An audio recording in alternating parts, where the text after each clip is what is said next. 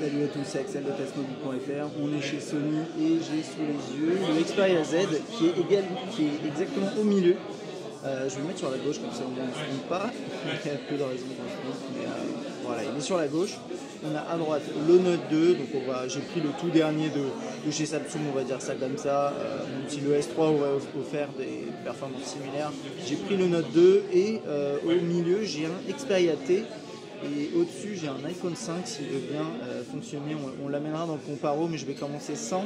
Alors, on va regarder un petit peu sur le web ce que ça vaut entre ces trois terminaux. J'ai pris quand même un des derniers Sony qui est un petit peu en dessous en termes de spec, etc.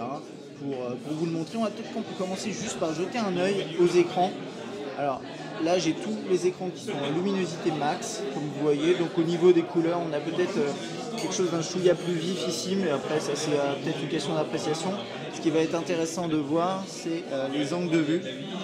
Et je trouve que là-dessus, il n'y a quand même pas photo. Je trouve quand même que le Super AMOLED sur le Note 2 s'en sort un petit peu mieux. C'est-à-dire qu'on va avoir des couleurs qui vont passer beaucoup plus dans le gris, dans le plus pâle que sur le Note 2. Et ça c'est quelque chose qui me faisait un petit peu peur éventuellement sur le Xperia Z. Donc on le verra lors du test. Mais entre le T qui est au milieu et le Z ici, on voit que le Z s'en sort peut-être un chouïa mieux, et encore non, pas forcément. Je vais vous ouvrir un écran noir histoire de voir. Voilà, vous voyez, là on a, hop, non là c'est pas noir donc je reste là-dessus, mais on voit bien, là on a du noir, complètement noir ici. Là on est quelque chose d'un peu plus gris mais qui reste bien noir, et quand on commence à passer voilà, de côté, on a le Super AMOLED qui reste supérieur là-dessus. Je pense que ça c'est une tendance qu'on va voir vraiment marquée sur ces écrans-là. On verra encore une fois lors du test, mais bon voilà, ça c'est la première chose. L'écran Bravia Engine 2, il est très très intéressant, mais là-dessus il y a peut-être quelques petits éléments où le Super AMOLED sera un poil au-dessus. Alors là le Z il n'est pas forcément en version définitive, c'est un proto. Donc on va faire attention de ne pas s'attarder trop là-dessus. On est sur Chrome sur les trois terminaux. Ici c'est Chrome de manière préinstallée. Il n'y a pas de navigateur autre que Chrome installé par défaut. C'est assez intéressant d'ailleurs que Sony se mette également à ça. Donc sur le Note 2, bon, c'est toujours aussi fluide. Vu qu'on est sur l'équipe.fr qui est un site un petit peu lourd, on a quand même des petites lenteurs sur certains éléments. Sur le T, ça va à peu près, on a quelques lenteurs également, mais ça va dépendre. C'est vraiment en fonction des éléments qui chargent à l'écran. On va changer de page juste après, la home page elle est vraiment compliquée. Sur le Z, c'est pas mal du tout.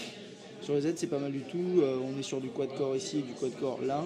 On va rentrer dans un article qui devrait être normalement plus léger.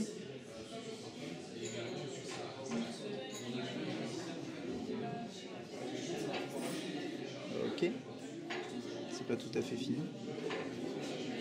Non, Wi-Fi, en fait, pas forcément attention au temps de chargement. Bon, le Z a terminé depuis pas mal de temps déjà. Et là, on voit qu'on a quelque chose qui est plutôt bon, qui me met pas mal du tout. Hop, je peux zoomer, c'est très très fluide. Alors attendez, lui, hop, il s'est mis en veille. Lui a pas terminé, lui non plus. Alors c'est un peu étrange, mais on va continuer comme ça. Hop, voilà, on va arrêter le chargement. A priori, tous les éléments sont quand même chargés. Mais peut-être pas forcément. Donc là, on voit que c'est IL. Ouais, non, ça marche très très bien dans tous les cas. Le T peut-être un tout petit peu moins bien. Mais sur le Z, on a quelque chose de vraiment sympathique. Vous voyez, une double tape. Ça charge rapidement. Pareil sur le T. Donc bon voilà, on a l'air d'avoir quand même de belles performances sur le web. On va essayer une dernière page, peut-être un autre site, parce que c'est vrai que on va aller sur Le Monde, allez hop. Bon, c'est vraiment fluide, il n'y a pas grand chose à redire là-dessus. Le défilement cinétique a l'air d'être géré légèrement différemment du côté de Samsung. Je trouve que c'est un tout petit peu plus vif que là-dessus, mais ça reste excellent. Ça reste excellent. Hop. Non, dans tous les cas, on a quelque chose de bien. J'ai peut-être ma petite préférence pour... Ah, on a l'iPhone 5 qui vient d'arriver. J'ai peut-être ma petite préférence pour ce qu'on a sur le Note 2. Mais au final, désolé. Mais au final, on a quand même quelque chose de très sympa. C'est un Nexus 4, ça?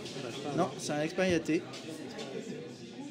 Et bon, sur l'iPhone 5, on a forcément quelque chose de très bon, puisqu'il y a toujours des éléments qui ne chargent pas dans la page. Hein. C'est toujours un petit peu comme ça que ça se passe, mais c'est vrai que l'iPhone 5, c'est quand même une référence là-dessus.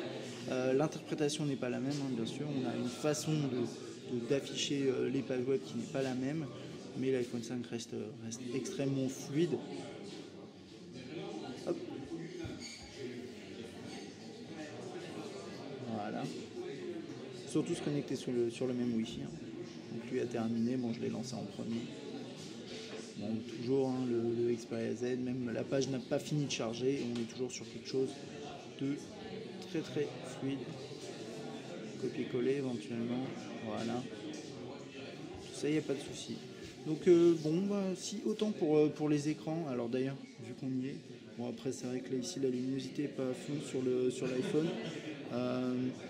Mais je trouve qu'on va voir de face ce que ça donne. Bon, ici on est plus lumineux, hein, donc faites pas attention forcément à ça. Mais je trouve que voilà, on a de toute façon là-dessus on a une excellente densité de pixels qu'on retrouve également sur le Xperia Z et on se dirige de plus en plus vers des mobiles avec des densités de pixels extrêmement élevées et petit à petit ce sera vraiment plus un problème quoi. Les écrans où on voit les contours des lettres, ce genre de choses, ça n'arrivera plus. Donc on parlera un peu plus hein, du Xperia Z lors du test, on fera des comparaisons un peu plus poussées. Là c'était juste pour vous donner une petite impression de l'expérience sur le web et en soi elle est très bonne, elle ressemble beaucoup à ce qu'on a sur un Note 2. À côté moi j'ai un petit Xperia T qui tourne très bien également, l'iPhone 5 aussi, donc sur ces 4 terminaux on a 4 bonnes expériences. Le Z s'en sort vraiment excellemment bien également. Moi j'ai ma petite préférence aussi sur le Note 2, sur ce côté peut-être un chouïa plus réactif, mais ça c'est pas une question de performance, d'après moi c'est plus une question de décision de la part du constructeur, de mettre un défilement qui est plus ou moins rapide en fonction du moment où la personne touche l'écran, mais au final c'est la même chose ici. Hein. C'est la même chose. Bien sûr sur l'iPhone 5, c'est un tout petit peu plus réactif, ça suit beaucoup plus le doigt que sur, voilà, vous voyez, un léger décalage, et ça c'est typique Android, donc ça ne me choque pas du tout. Voilà, c'est à peu près tout ce que je peux dire aujourd'hui sur ce petit comparo d'écran et d'expérience web. On ira plus loin lors du test. Si vous avez des questions, n'hésitez pas. À bientôt.